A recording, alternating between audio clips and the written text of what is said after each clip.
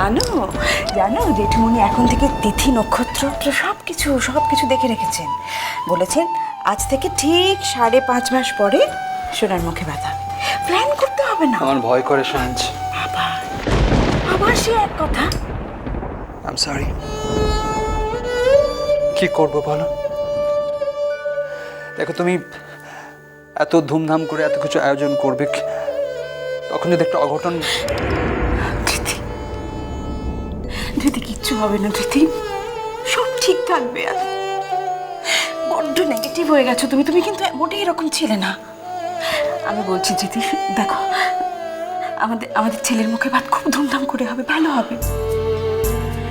আচ্ছা ধৃতি, তোমার মনে হয় না যে তুমি তোমার ছেলেকে স্কুলে ভর্তি করাবে? তুমি তার হাত ধরে স্কুলে নিয়ে যাবে, সে তোমার ঘাড়ে উঠবে, পিঠে উঠবে, তোমাকে একেবারে ব্যতিব্যস্ত করে ছাড়বে। আর তুমি তার দুষ্টুমিতে একেবারে অস্থির হয়ে যাবে। তারপর আমাকে বলবে, দেখ সাজবাতি, তোর ছেলেকে আমি আর সামলাতে পারছি না, এবার তুই সামলা। তারপর তোমার কথা শুনে যখন আমি ওকে বকতে যাবো, তখন তুমি উল্টে আমাকে বকবে, বলবে যে তোর সাজবাতি বাচ্চা দুষ্টুমি করবে না, তোকে বুড়োরা দুষ্টু। তুমি কি গো?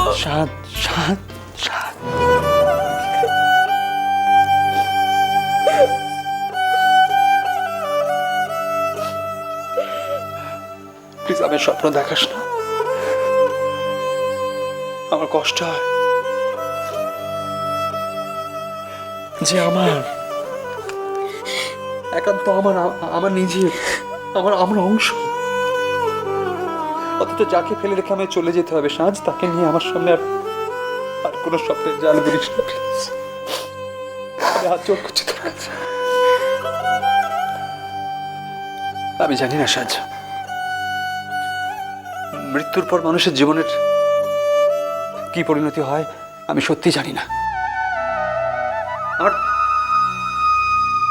জীবনটা তো একটা দমকা বাতাসের মতো, তাই না? একটা দুরন্ত কালবৈশাখী ঝড় বলতে পারিস, যে হঠাৎ করে এসে সবকিছু ওলট পালট করে দিয়ে চলে যায়। আমি সত্যি জানি না মৃত্যুর পর মানুষ তার ফেলে যাওয়া জীবনের অংশগুলোকে দেখতে পায় কিনা। আমি জানি না, আমি হয়তো তখন ঝড়ে আসবো তোমার জানলায়, বৃষ্টি হয়ে আসছে পড়বো তোমার উঠোনে, কিংবা কোনো শুক্লা তিথিতে একটা উজ্জ্বল তারা হয়ে টিম করে জ্বলবো দূর কোনো আকাশে। আমার এই সংসার, আমার এই জীবন, আমার ভালোবাসার ফেলে যাওয়ার জীবনকে দেখার আকাঙ্ক্ষা। ধৃতি না না, আর কোনো নেগেটিভ কথা না, শুধু পজিটিভ কথা বলবো। আমরা একটা জিনিস ঠিক করি, আজ এই মুহূর্ত থেকে, আজকের থেকে আমরা আর কোনো নেগেটিভ কথা বলবো না, কোনো নেগেটিভিটি আমার কাছে নিবিড় অমাতিমির হতে বাহির হলো জোয়ার স্রোতে, শুক্ল রাতে চাঁদের তরণী, শুক্ল রাতে চাঁদের তরণী, নিবিড় অমাতিমির হতে বাহির হলো।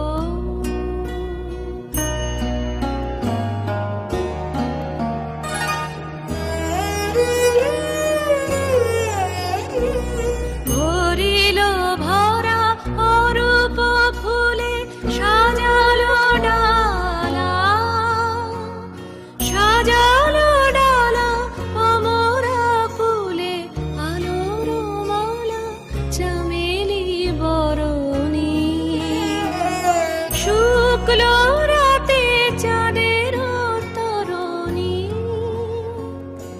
নিবিড় মাতিমির হতে বাহির হলো।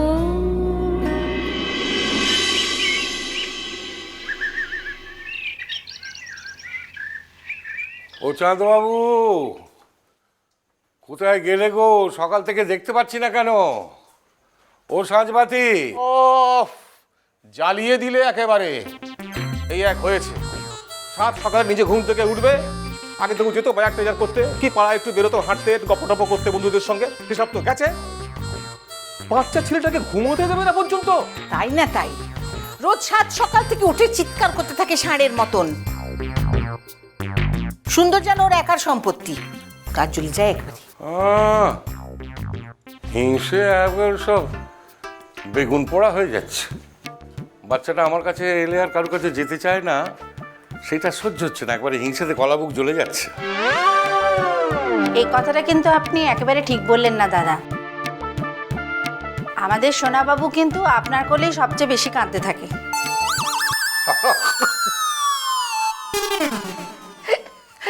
আজা বলেছিস মেজো, ঠিক বলেছিস। হ্যাঁ একদম তো। ওই একমাত্র দিদি ভাইয়ের কোলে গেলে দেখেছি ও একেবারে জুলজুল করে চুপটি করে তাকিয়ে থাকে। আচ্ছা মেজ বৌমা, কি ব্যাপার বলো দেখি? সকালবেলা একেবারে আমাদের সঙ্গে আড্ডা মারতে চলে এলে, হ্যাঁ?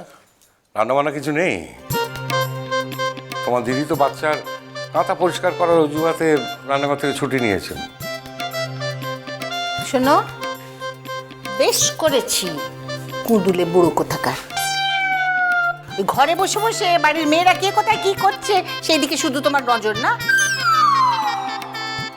তুমি হচ্ছে ওই যে 80 বছরের খেঁকুড়ে বুড়োগুলো হয় না, একদম ওই রকম। নিজের কোনো কাজকর্ম নেই, অন্যের দিকে নজরদারি। তোমাদের দেখে কিন্তু একটা কথা বোঝা যায় না বৌদি। কি বোঝা যায় না শুনি?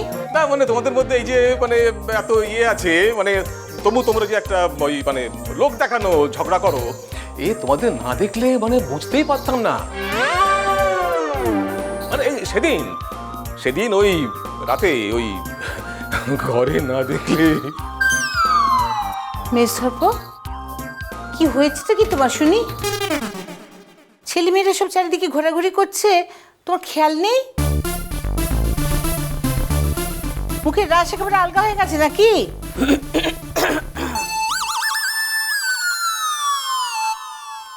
বাড়ির বড় বউ রয়েছে এখানে, খেয়াল নেই তোমার?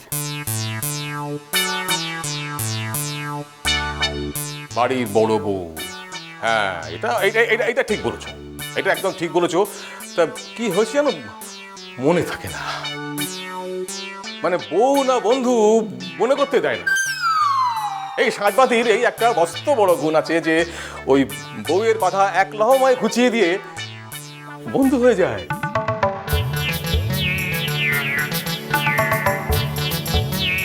তাহলে ভাবো সেদিন আমাকে মানে ওই তো টেনে নিয়ে ওই ঘরে ওই আড়ি পাতার কাজটা তো ওই।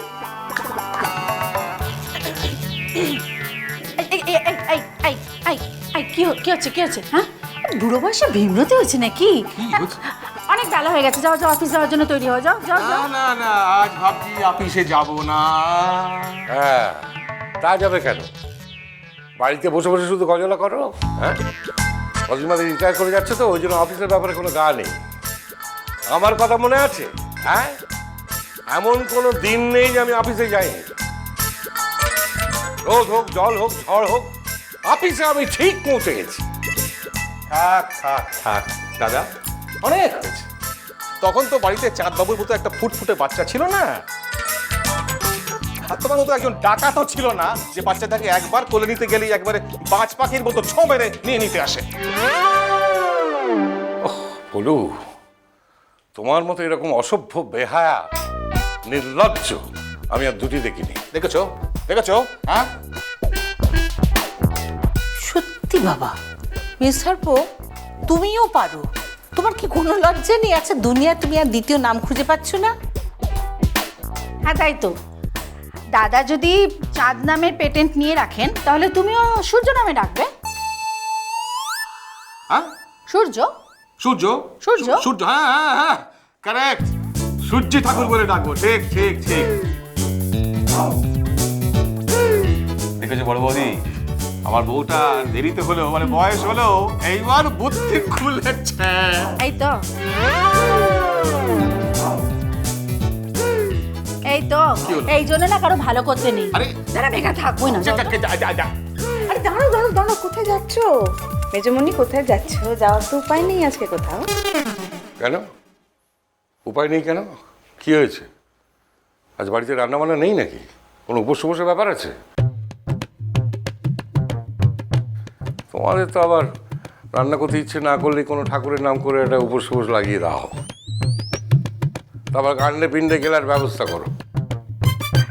এ বাবা, দাদা, ছি ছি ছি ছি ছি, এ তুমি কি বললে?